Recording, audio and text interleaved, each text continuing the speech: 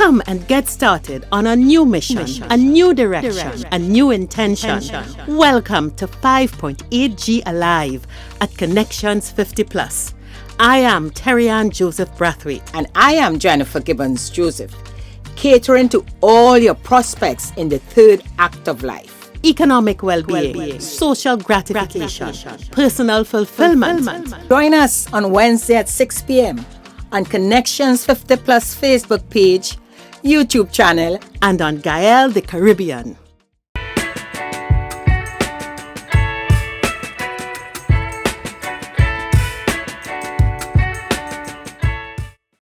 Good evening, everyone, and welcome to Connections 50 Plus 5.8G Alive, where it's still Christmas. I am Jennifer Gibbons Joseph, one of the co-creators of Connections 50 Plus, wishing you again a Merry Christmas.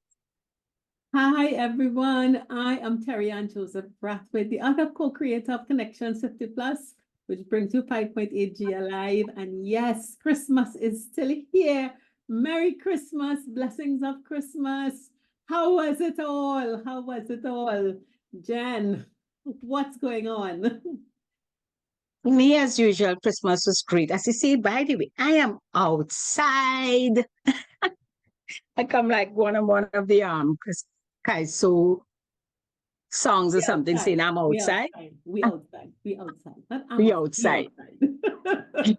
That means yeah, no, Christmas for me, Terry-Ann, as always, I just love just being with family, enjoying a good meal. So for me, I had a family brunch, which, went well, I must say. And the afternoon, made a visit to the family member, and it was great. And that's how I like it, So that's how it was. Nice. Well, we had our whole photo confusion, but it was wonderful. It was tiring. The weekend had some drama in it, but that's okay. That's okay. I ended up spending Saturday in hospital with my father. He's fine. He's fine. But precautionary issues but it all in the middle of Christmas preparations, I was saying, I'm never doing this again. I'm done. But in the middle of the evening, I'm already planning, oh God, what we'll do for next year? What we'll do for next year? And, I didn't mention, but of course I started with Mass, in the morning. I went to church and then came back and, the brunch started then.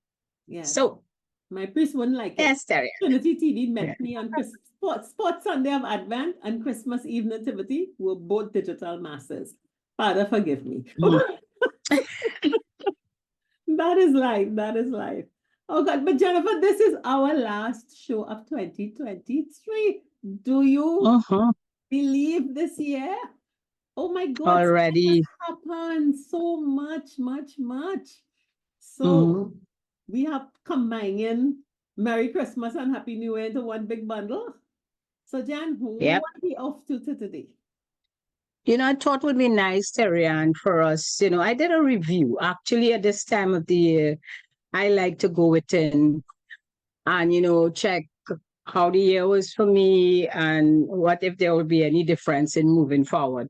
And I thought it would be nice for our audience to do something similar, to look at especially the guests we had who, chatted and had discussions about our growth on the stage, mindset, how we could really, go within and be truthful within ourselves.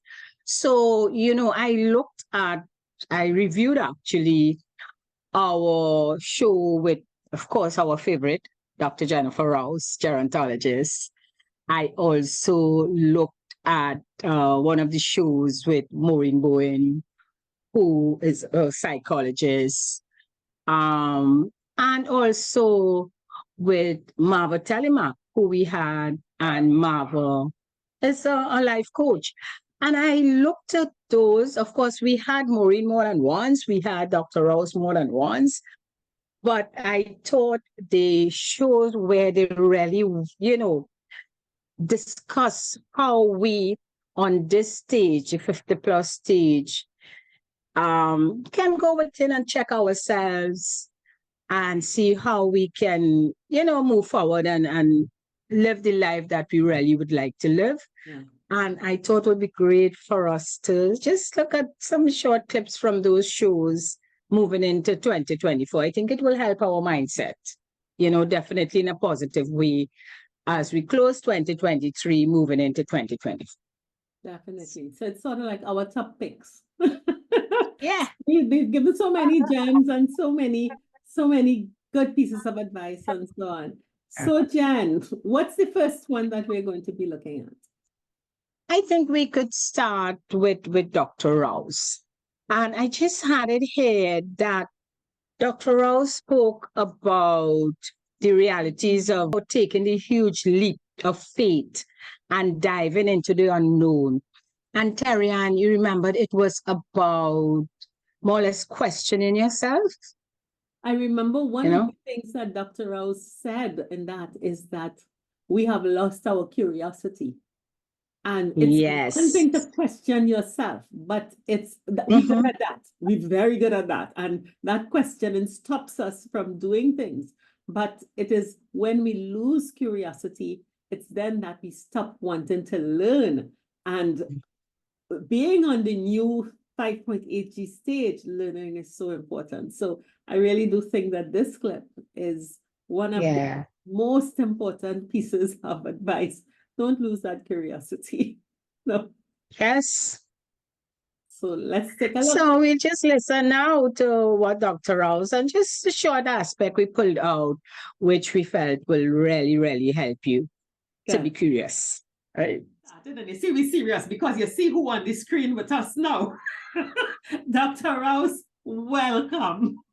Welcome to my sister. Listen, we ended last year on a high note with our forum, Real Talk. And in that forum, you raised a point that really resonated with us. And as we said in our first show for the year, we are continuing to explore this whole issue of curious, not curious, and afraid, which we are discovering is really at the root of blocking a lot of us. So, Jennifer, we welcome in the guru of curious and afraid for our Caribbean context. Of course, and I mean, this is our first guest for the year, so we chose right to take us into 2023. Yes. So, Dr. Rouse, what is this curious and afraid business about? Welcome. So first, I must say greetings to my viewers. All best for 2023 and beyond, because you all know globally, the whole world is in flux and we all in transition, as a result of which this theme that both Terry Ann and Jennifer have posited is most relevant now. Now, I will jump off from what is a little piece of theory. There is a phrase or a term, not a phrase, a term that is called environmental press. Press there is short for pressure. Now it is all part of, you will find the term used in gerontology, social gerontology, which is my specialty. Now this is calibrated kind of scientifically, but I've given you the term first to say exactly what it is. Now, if we could say, what is like a social and physical impact or demand? Look at technology. Look at what technology is doing with our seniors. Some are still begging for the Me Too phone or to stay with the Nokia, because that flip to go to these with the screen and WhatsApp and slide your finger up and click it, that is real problems. That was one reference I gave. Another impact is, take for instance me. I am entering university for the first time at 44. Immediately, I have a title, returning student. I never went anywhere, but I'm returning. Non-traditional student, older student. You hear the terms, eh? Now, if we go now a little step further, in our constitution, clause 4. I don't know if it's clause or section 4, but I think it's clause 4, where they deal with, this was in the human rights section, and the areas that we have to be guarded against in protecting the rights of people. We look at race, religion, ethnicity. Yeah. Age not there. Age was never an issue, as it is now. When the discussion really becomes vibrant on constitution reform, we need to see that age is also inserted in that clause. So here we have where you have added years to your life, but now you want added life to your years. Yes. Yeah. You got it? And in making that sea change, that is why I targeted the insurance companies. And as a matter of fact, they started calling me, all Guardian, all the insurances, because at the time, and that was about 2006-07, they admitted openly, they never produced a product for this group. Never. It wasn't thought of. It wasn't an option. And it's supposed to be dead. Yeah. Once you dead. Another place that I had to give many lectures to was the trade union. Once you retire, 60, kaput. Done. You have nothing more to lobby for in that group until the trade union leaders themselves become aged and it starts to impact them, where they now not only now in the workforce, but they're now on the other side as a beneficiary.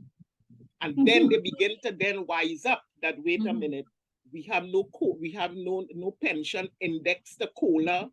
Nothing indexed again. This is a straight income that is fixed and you live it. So jumping off from that environmental press, we don't want to see where our seniors are because of the impact of all these shocks and different things that they are just being thrust on them. Pension now, everything is going paperless. When you are accustomed seeing a bank statement, they used to have the little passbook. Remember the passbook in the bank? Some used to go every week to make sure it updated and to see that the money there. And nobody taking it. You understand? That was their social visit, social outing. So we have no visual statement to manage our spending, see what is happening. Everything is now on the screen. Now you're also talking with the aging eyesight. These may seem subtle to a young person, but an older person, listen, this is serious business. So this social and physical demand, remember, we have a countervailing force that is overarching everything by the name of ageism. Yes. So here we have now, where instead of looking at this theoretically just through socio-demographic approaches and looking at the cohorts and this and that, I have shifted now to now be only using the life course perspective. The life course perspective. So even though we start with this theme of being curious and afraid, that ain't happen when you was 50 and over. Go right back to building blocks.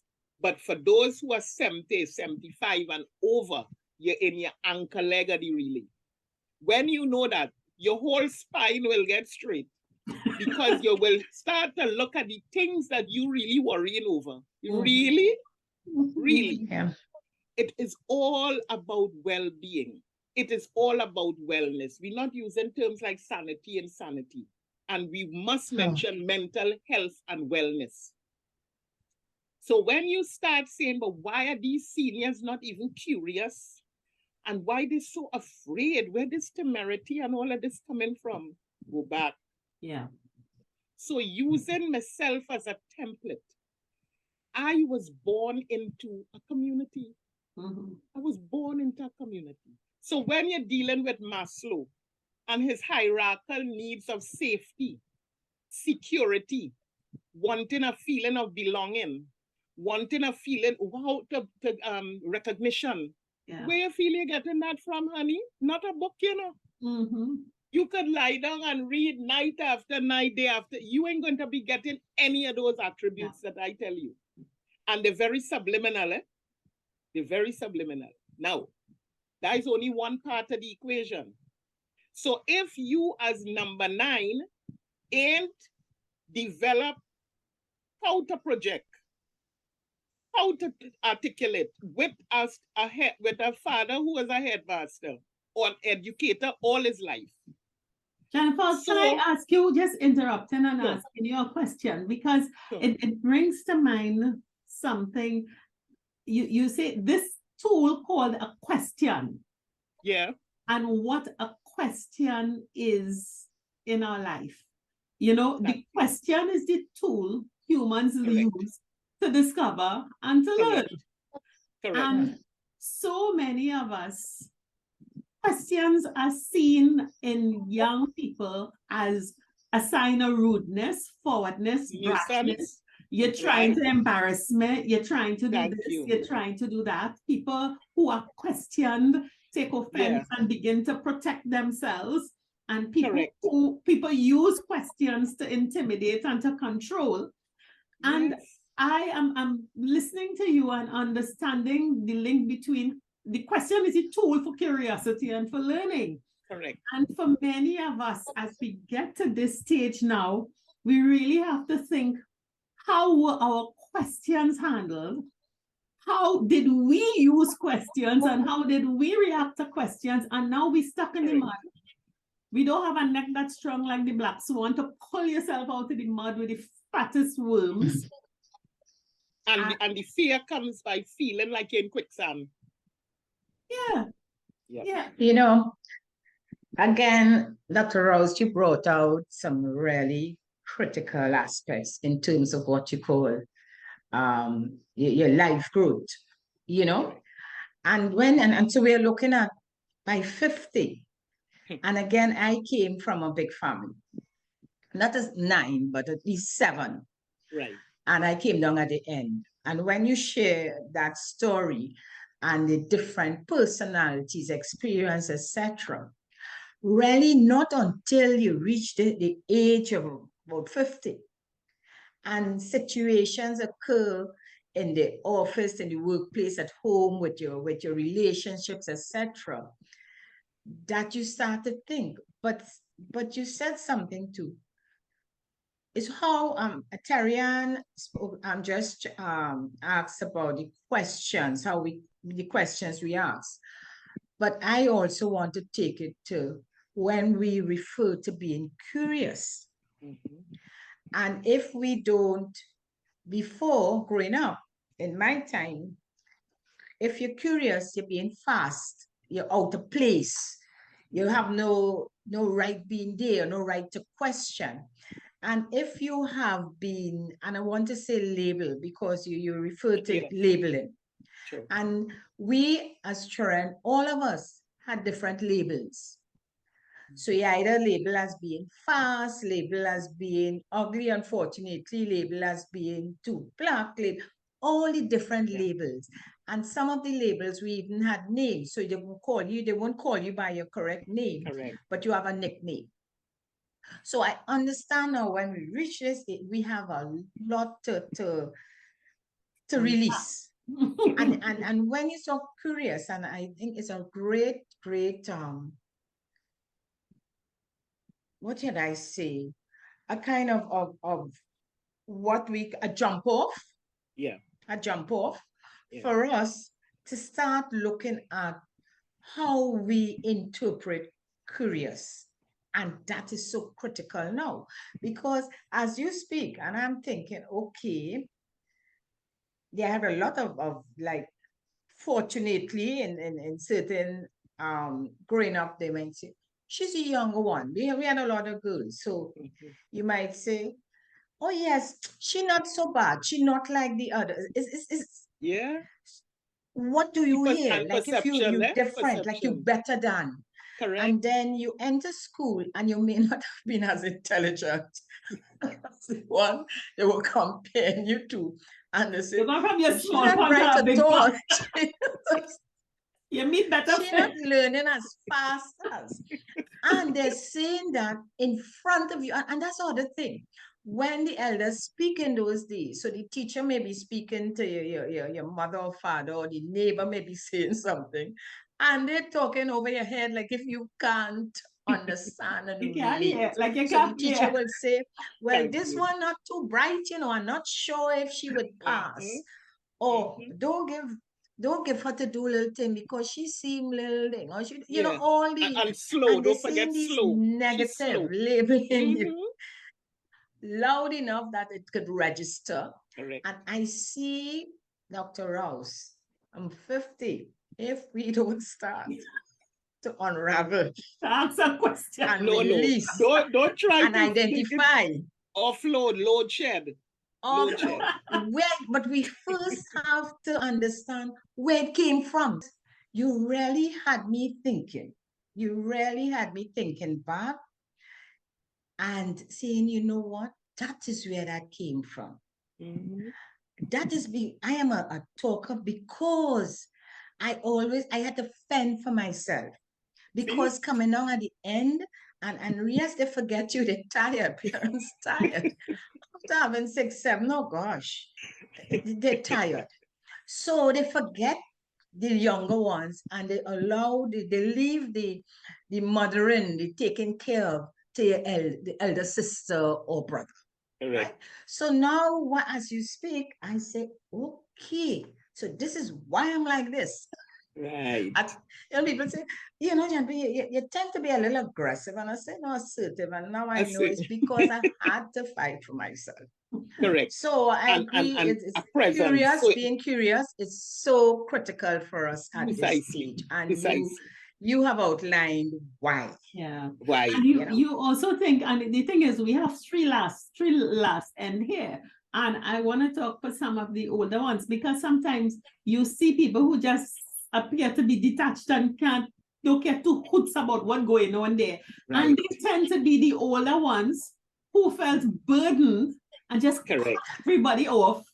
So they became not interested. So then asking a question, then following up, and they're only concerned about themselves for their own survival.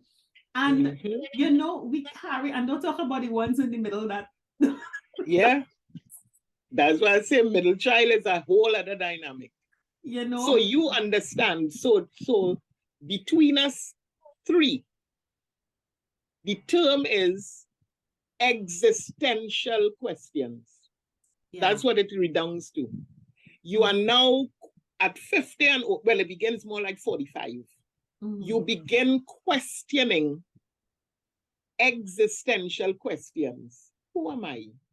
Tarian, we had Maureen Bowen. As I said, Maureen spoke to us about confronting our emotions and addressing them properly. Maureen spoke, sometimes we feel stuck and we're in a maze and we just don't know how to move. We tend to focus on what other people doing and not what we should do. And again, when Maureen spoke, you really have no choice but to check yourself. Yeah. Definitely. Let's hear from Maureen. Yeah. Maureen, thanks so much for being with us on the show again, and spending some time with us chatting on emotional wellness. Maureen, my first question to you is, could you tell us a bit about you in your profession? When we talk emotional well-being, what we really talking about? Right. Well, ladies, thank you so much for having me. Always a pleasure to see both of you.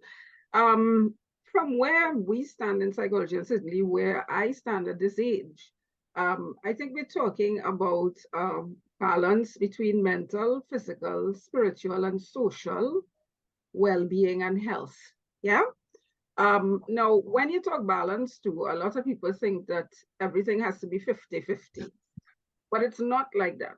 And the journey that we're on suggests that certain will require far more attention. What do I mean by that?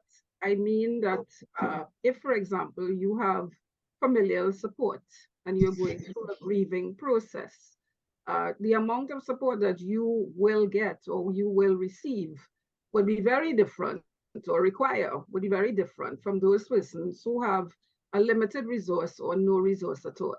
So during those types of circumstances, people who find themselves in that quadrant would have to then look for support, look for assistance, either a counselor, a therapist, a priest, a pundit, an imam, or maybe a social group, or there are even sometimes where you will find that funeral homes provide that type of support for people who need and who, in fact, break the cycle of denial and say to them, I need the support. Because that's the other. Many of us know what we need, but we don't articulate. So because we think it's a sign of weakness. I want to say today that listening to us, I hope people recognize that reaching out is not a sign of weakness, but a sign of strength. And that if there is a need, people cannot help you if you don't articulate in some form what that need is. Yeah. So I'm Maureen, you started there. Now, we started with the first one. I know you, when we go continue the conversation, you will get into the different aspects. But that first, what you started with there, which is about grieving, I mean, both yourself and Terry-Ann, I know, going through that process right now. And Terry-Ann, if you don't mind me bringing you in here, because this is really for you. I mean, having lost your mom 7 months ago, and then your brother a couple of weeks, I mean to say, it would have been very stressful. So could you just come in here to share your views or how you're feeling on it? Maureen, you struck a chord, and I am happy that you've said what you said, that asking for help. And Jennifer, you know that I had to admit to myself, listen, stop. You've gotten to a stage where you cannot carry anything else. And I had to give myself space to grieve, to pause, to just relax. And we've postponed our forum to give me space. And Maureen, I did do an analysis to see my family was there, my sisters were there, my father was there, great friends were there, my colleague and friend Jennifer was there. But I felt like I was in a pressure vacuum and I had to leave it. So I escaped to my bestie of 50 years. So I am now at her home hanging out with another girlfriend and people looking at us because what have we been doing? You know, I forget what we did yesterday, but it's okay. I think that's part of the grieving process. Yeah. Oh no, we went to this soiree, my God. Went to a social function, then we went to fittings at a designer boutique, and it may sound so frivolous, but I have been laughing for the last 3 days. I leave on Friday. I've been laughing for the last few days, and just this morning when we were sitting, we got up very early because 3 of us are all in the house, and we share because each of us is going through a different kind of stress. One is having professional stress. The other one has a business that they're facing theft and all kinds of stuff, and I have lost. And that social grouping where we don't factor in the family who is grieving with us, and therefore we can't, you know, and just being in a completely different environment helped so much, because now I'm able to talk about my brother, talk about my mother, and not cry. Right. But there is so much relief. So, and Jennifer and Maureen, you know, we do not give ourselves permission to first say, I can't handle it. And secondly, to do something about it. And Right. thirdly, to decide to use your resources to heal yourself. So I absolutely know that right now I am in deep therapy, and the therapist are my two dear friends. Yeah. And it is something that I check myself into. Yeah. Let me tell you something. And this is something that people need to start to identify with. You can't pour into an empty cup. You cannot pour, and I tell people this every day. A lot of us feel that, and I say it over the years that I've been a psychologist. For very early in my career and for a long time in my career, I felt like if I had a messiah complex, because my thing was to save the world. And it certainly was because of my familial issues. Because your childhood issues don't run and leave you. They grow with you as you grow. And a lot of us grow up, right? But in growing up, we also grow old. So it brings with it another set of attending problems. So by the time age and reason come together, we're deceased, right? So no, it's a fact. So that for a lot of us, that recognition of the fact that I have needs too, and it's okay for me to say no. That was something that I never was able to do. Anybody call on me, I felt I had to be at attention, right? But if you're talking about mental wellness and mental health, which is what you are now experiencing, expressing, and even receiving, because you are not only receiving, you are also pouring into these persons who have been a part of your life for a very long time. Because a lot of us too, we have acquaintances, but we don't build relationships. And that's the thing, you surround yourself with a lot of noise. But when you're talking substance, you're lost. You don't know where to turn because people have learned to turn to you over the years. And somehow you always seem to have the right thing to say, the right type of support to guide them to. But sometimes God's put you in a place where you have to sit and be quiet and know that He is for us. And that, look, it's time to take care of yourself because you're in the waving gallery. And ultimately, you're going to have to make some decisions about the quality of your life. Insightful as well, Terry-Ann, in what you're saying is the fact that as you pour into your cup, your job is not over. Every day that we get up, we have a purpose and a reason for being here, right? And therefore, what you are doing is restoration. So that when you get back to your family and your support network, you people are going to look at you and say, wow, you're empowered, you're driven. She's so strong. She's so... Yeah. But in fact, and in fact, the lesson for you, however, is that you don't drain that, taking care of everybody. So in other words, that thing about giving a man a fish is now no longer part of your script, because we all write our own script. But your script now is to teach a man how to fish. And as such, you are now going to be in a position where you can say, and I say it now at 7 o'clock, I turn my phone off. Whoever, there's always someone else. But I need to have that time for me, and I have made that decision for me. And other people will gaslight you, or they might even say, but as a professional, how you could do that? I am a human being first. I need to restore myself. I need to make my connections. I need to understand what is my purpose.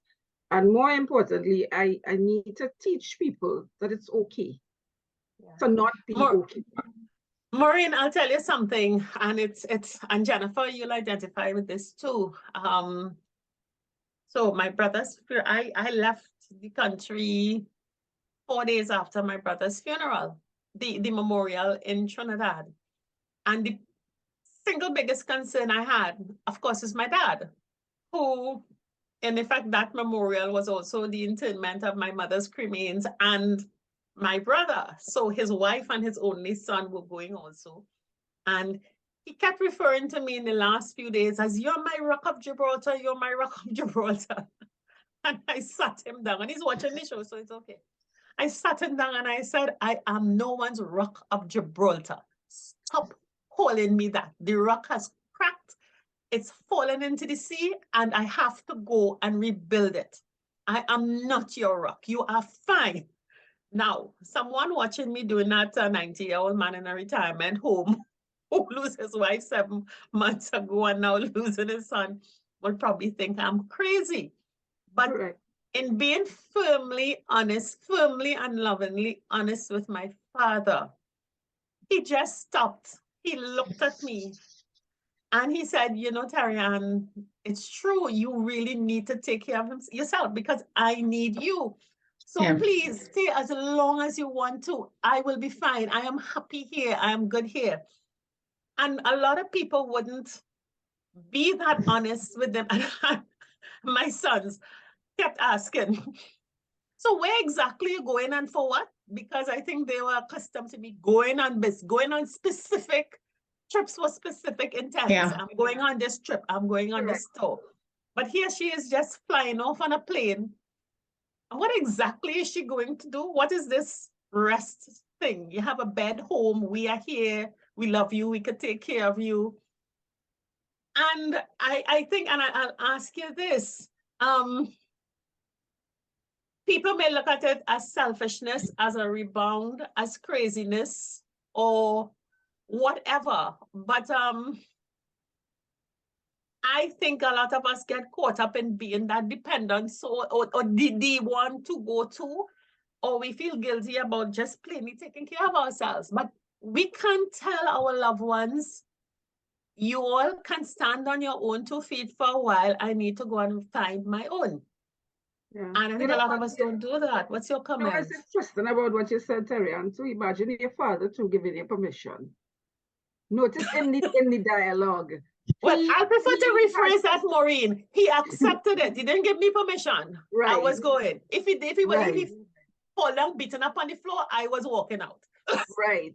But within again, it's how we were raised, right? And certainly you have to beat people.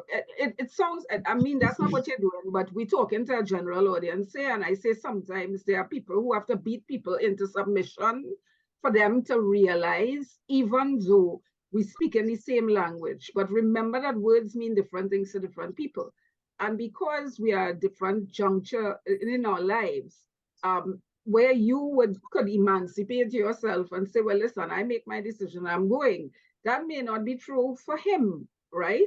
And so we also have to be respectful of the fact that, listen, it's not like I'm giving you abandonment issues, because there are some people who are accustomed to being abandoned. They have some people who throughout their lives, people have said, I would return and I will take care of you and whatever. And instead, the way they looked at taking care was to sign a check or send a bowl of fruit or send some flowers or have somebody else go to check to make sure that you're still here and you're okay, because they always quote unquote busy.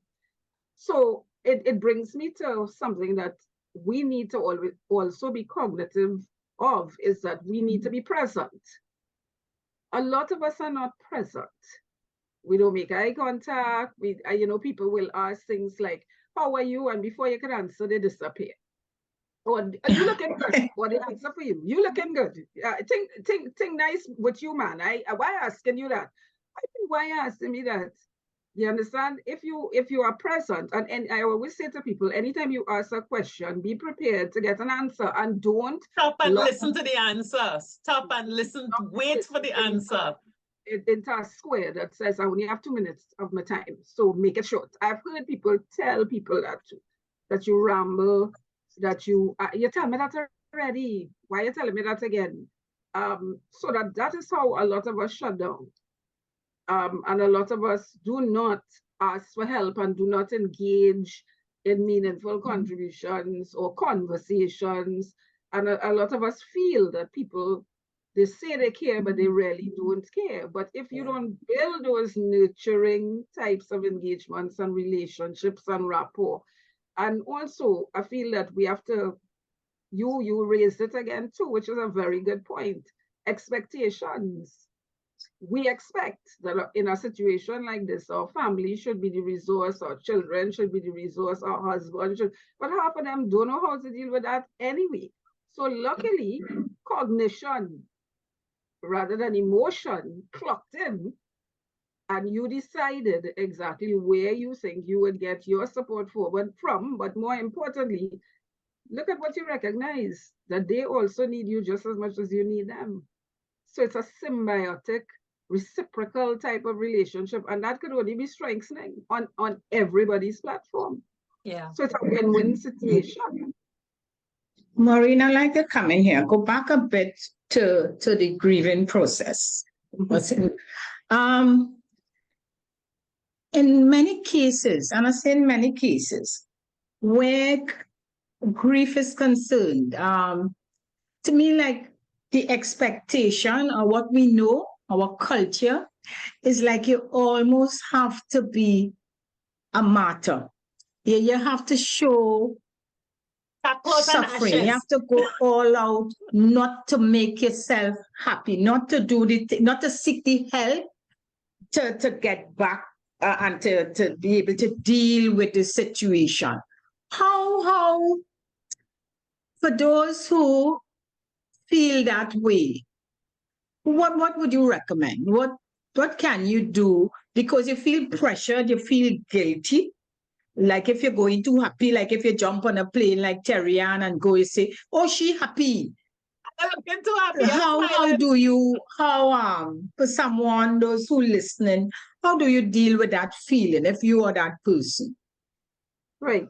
Well, one of the first things you have to do is allow yourself to be vulnerable. If you have to cry, cry. If you have to ask for an excuse and say, listen, I can't make this today, fine. If you need to speak to somebody, then you need to speak to who you need to speak to. You don't have to go to other people to get permission, nor do you have to look at how others manage their grief, because people manage their grief differently, right? Yeah. People manage grief differently, because I know, for example, especially in the aged, you will find that people, and males, predominantly males, and the statistics show it as well, they don't know about aloneness, and I'm not talking about loneliness, I'm talking about aloneness, somebody to cook, clean, communicate, converse, take them where they need to go, pay their bills, whatever. So they usually size up somebody in their circle or in the church or in their social group or whatever who very much like their spouse. And next thing you know, they marry. Now their children very upset about that. They're saying, but were you trying to share our inheritance? Or you disrespectful to my mother? 6 months, my mother now go on and whatever. But what about the person who is living? He continues to live, he or she, because it happens on both sides of the spectrum. And if they need that kind of support, and you all have your life and you all already going on and whatever, why they must just sit there and wither away and be dead before they actually die, right? The other thing too is that a lot of us have to get into our authentic self. Who are you? How do you feel? We don't, I tell you, we spend more time out of our body, having outer body experiences that within ourselves, and nurturing and healing and supporting. If you ask a lot of people, like, what do you need? A lot of them don't have a response. They will hear things like, I've lived my life already. God has been good to me. My children want that already. They know they have nothing to fight about because Maureen, you're so correct. Wow. But we're not talking that. I'm not asking you that. I don't want what you have. I'm not asking you. I'm asking you, what are your needs? You know, what's happening with you? What's going on with you? You don't hear things like, you know, I could do it a little tea party. You know, I feel that we could go in the mall and just walk around because I haven't had an exercise in a long time. I ain't stretched my legs. When you come and bring some soil, we could sit down outside and pot behind them plants. They look like they're starving, but you know, because of the security now, I don't want to be outside alone. You know, the first thing that people do, run and put in cameras for you. So that, right, well, you're not alone. Look, I watching you. Yeah. You know, so people, we have to get our authentic self and be very clear, because one of these things too is that young people, and we learn to listen as we grow. So I am not against them, and I'm certainly not saying that there's anything wrong with them. That's their stage of life, there's their journey. A lot of us, we're long-winded because we think people don't pay attention and they really don't care. So the minute you get anybody who would listen to you, you haven't noticed that we don't know how to end a conversation. We know we want to finish. We know we have something else to do. We know we want to leave, but you're hanging on because somebody actually Yeah, selling listening. on you today. And you're talking from one thing to, you know that, Jen? I call you and I'm talking from one thing to the next thing to the other thing. Because it really, I don't have that network. Or even if I have the network, I don't have the trust. And even if I do have the trust, I don't want to be vulnerable because I don't want them to know I want to go to somebody who I've. Good. And now, Jennifer, our last clip, Marva Telemark. Marva, who is a life coach, quite interesting also. And Marva spoke about emotional freedom. Marva is just not just a life coach, but she's an emotional freedom technique practitioner. And her talk was on the realities of living your truth. What is your truth? And, for true growth to take place, you have to confront your truth. And with that, as I said, when we tie in all three, food for thought for 2024. Definitely. So here's Marva.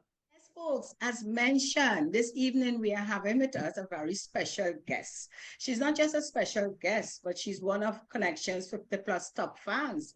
Always there in our show on the 5.8G Alive, commenting and really being part of the audience. Marva is a professional life coach, and her focus is on spirituality and life purpose.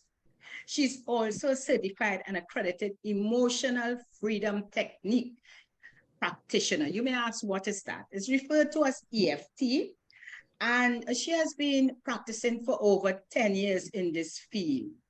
And as an EFT, she addresses, deep trauma in our lives that make us feel depressed or stuck, not good enough, all the different issues that we have.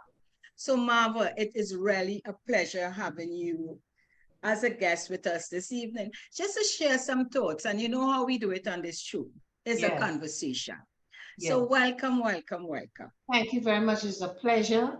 I'm delighted. I'm on the other side of the screen. Normally I'm in the chat chatting you all down. But I'm super delighted and I feel very at home with you all on this chat. And thank you so much. What I didn't mention to you, that Marva is not based in Trinidad.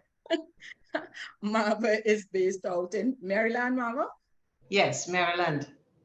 All right. Yeah. So let's start and get into the conversation. Marva, this time in Trinidad, and I know you as a Trinidadian, you follow us all the time and you know what's happening in the country. We just came out of a very hectic season. Yeah. Carnival, which many of us will partake of and participate in. Yeah. And Carnival time is a very busy time, as you say. Carnival is a bacchanal time also. And at this time, whereas some of us going into the Lenten season, but generally, I have found there's a lot of I would say, anxiety in the air. Our cohort, we're still getting over from that pandemic time, and we are a bit, for me personally, and I don't know in terms of Terrian, but I also find not just the anxiety, but I don't want to, want to remove, I said hating, and hating was too strong, but I find people very negative. You get a lot of negative comments with what is happening. I would like you to just share with us what you think is happening. Why you think am I right? I don't know if I'm right, but how would you interpret that observation, that of anxiety or negative, being negative? Well, a lot of people, because of all the action that is going on outside, and people are focused on what is outside of themselves as opposed to going within. People have apparently lost the ability how to go within, how to get silent, how to understand yourself. They prefer to deflect. and look at everything else that is going on outside of themselves and not look at themselves, because looking at yourself is a very hard job. And I know there are a lot of people out here who are actually suffering. They are in our age group. They are suffering. And if we understand that, and we can move, because if you can understand that they are suffering, Some people have no economically, some people might know where the next meal is coming from. Some people are disabled. Some people just don't want to face themselves. So they're looking outside of themselves, blaming others, finding ways to not look at themselves. That's how that is what I'm seeing. Mhm. And there's so many things that can distract you from yourself. And doing self-work is hard work, to do self-work. Yep. So Well, I Tell me so something. agree with you. Mhm. Mhm. I really do believe that a lot of the angst that Jennifer is correct. There's a lot of anxiety around and negativity and yes, hate as a result. It comes over as not a loving society. So therefore, in the absence of love, the word hate is put in. And yes, I do believe fundamentally it's what people choose to do, because it's easier to focus outward rather than deal with what hurts or pains or lacks inside. yes, And that's where the root of the thing is. Mhm. yes. But you see, people, this is an hour that we have to talk about this, but this is deeper than we even talking about. It's even deeper than that. And as you said, you have to choose. You have to be self-directed and self-motivated. You have to be reflective. Because if you're not reflective, you wouldn't know where you're going. You reflect on where you are, and where you are is where you're supposed to be to reflect, because the present moment is the best moment.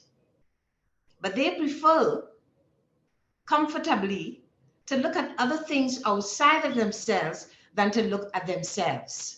So, with all the limited beliefs, with all the anxiety, which the anxiety could be coming from social media too. The question is, what am I doing with myself? What am I doing to bring myself in a focused, balanced place? And it's not a physical place, it's a mental place. So where do we start when we have nothing to start with? When we are seeped in limited beliefs, we are believing all the fake news, we are absorbing the energies of the outside world, and while we are absorbing that, we are also depleting our energy, we're depleting our spirit. We can't be silent enough. We don't want to be alone. So we can't be silent enough to know and to hear, to get clarity, to get wisdom, to know what to do. So you prefer to be outside with the outside people. Carnival is not a recipe for change. Mhm. Carnival is not going to allow you to feel better after Carnival. If Easter comes, you're still not going to feel better. You have to be able to do the inner work first. Self-compassion, self-love, work on yourself in order to have this expansion that you seek. You can't sit down, you can't sit down at home with your hand under your belly looking at TV and looking at everything on social media. And wishing the belly disappear. And wishing the belly disappear. The same belly you're holding up. The same belly you're holding up here. Marva, tell me something. There are many people and that don't want to face. You said, yes, you have to face the situation and look at where you are now in order to move forward. Yes. There are many people who are not happy with where they are. Yes. And they may, I'm just saying so, may look at ways to not face it. And their way may be anytime there is some, whether it's carnival, Easter, or any sort of activity, kind of get involved in that to mask, as you say, their pain or their reality. Is that a possibility? Yes, that is a possibility. I'm telling you. working on yourself is hard work. It's better to deflect. Like some people keep pointing fingers and blaming other people for this and blaming them for that, and just want to be in that zone because it's a mask that they're wearing, like you said, because they don't want to look at it fully. Baron, let me tell you how you were brought up. Because you see, we live our lives in the beginning, you know, you go to school, you get married, you have your kids, and you're working for your kids, you're working towards that. But you have to redefine yourself in this go round, because guess what? This is a better time. Later is greater. This is a greater time for us because guess what?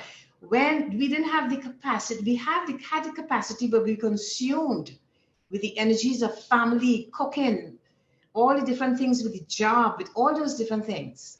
But now this is another time for us to really redefine ourselves and come to be and learn to know who we are. To be is a new dawn for us. That is why later is greater.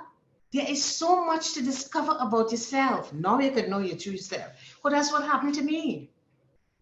I didn't get here, and I'm very grateful for where I am, trust me, because life is still happening, things are still happening. But you have to really understand that where you were is not where you are now. And you have to come to terms with the word aging. Mama, perhaps it will be good for you to tell people where you were and where you are so that they will understand how this poise came to be.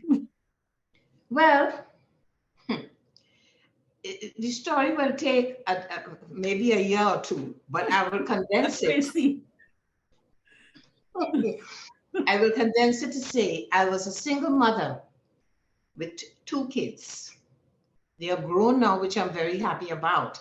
And it was a fight, you know, prior to that, living in Trinidad, being raped, trying to go to school, and my head is not in college because I lived in Canada. And, you know, not being focused, not knowing myself, living for other people, depending on other people to decide things for me. Just not knowing myself. But I had a seeking spirit. I had a seeking spirit to know more about myself. I wanted to know more. And I believe that being a life coach, my life prior to being a life coach was preparing me for where I am now. I didn't know it, but I know it now. With being raped, you're not focused. You cannot be focused. You're nervous. Then you have your children, you're nervous about your daughter. It's all different things I've been through. And in corporate America, racism, blatant racism, all those things you have to navigate. I have to just mention that 36 years ago, I decided to change my religion and I became a Buddhist. I've been a Buddhist for 37 years. And that has allowed me to not only change, but to transform. It's been difficult.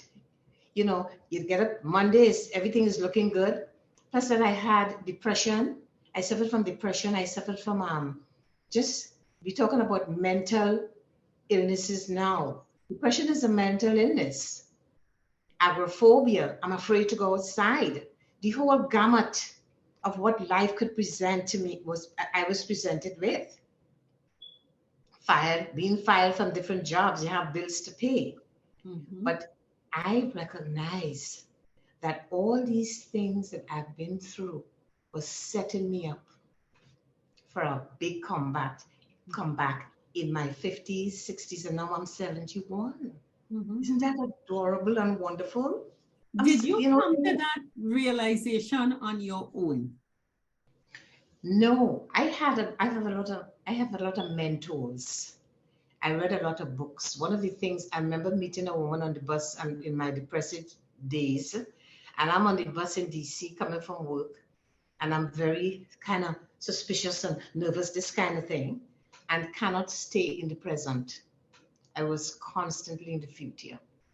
And that is what caused the anxiety. Anxiety. Living in the And- future is anxiety. Yeah. Wow. Jennifer, we really had some very, very insightful guests who really, really brought home points that are very important. And I think, anxiety, being focused on the future, what we can't Yeah. control, fear, looking at the past and believing history will repeat itself. We're never in the present enjoying life. Yeah. And I think these 3 clips certainly have lots of grounds to help us zoom into 2024. Really, to occupy this 5.8G space. That's all. Yeah. Yeah. And, in one of the talks, we heard that we have to control our anxiety because we tend to look to the future too much If you live in the and not future, live in the you're present. Yeah. And if you live in the past, you're fearful. So Yeah. we just need to control ourselves because the present is what is. So we are now at 2024. Would you believe? So This is it. We're starting very positive. So we're getting rid of the package. We're going with 10 and we're saying, yes, listen, 2024 going to be great. good. So on behalf of our families to your families, continue having the best of Christmas blessings. The Christ child is here and here our King is here. And go forward. Have a beautiful and happy new year. All the best for 2024. Join us on the other side of the year. Okay. So we see you then. Bye. Bye. 50 Plus Tribe and followers from Trinidad and Tobago and the Caribbean. Thank you for joining us on this Connections 50 Plus 5.8G Alive show. We hope you enjoyed the lively conversation and look forward to seeing you next week. Don't forget to like our Facebook page and subscribe to our YouTube channel. We really love getting your feedback. Bye for now.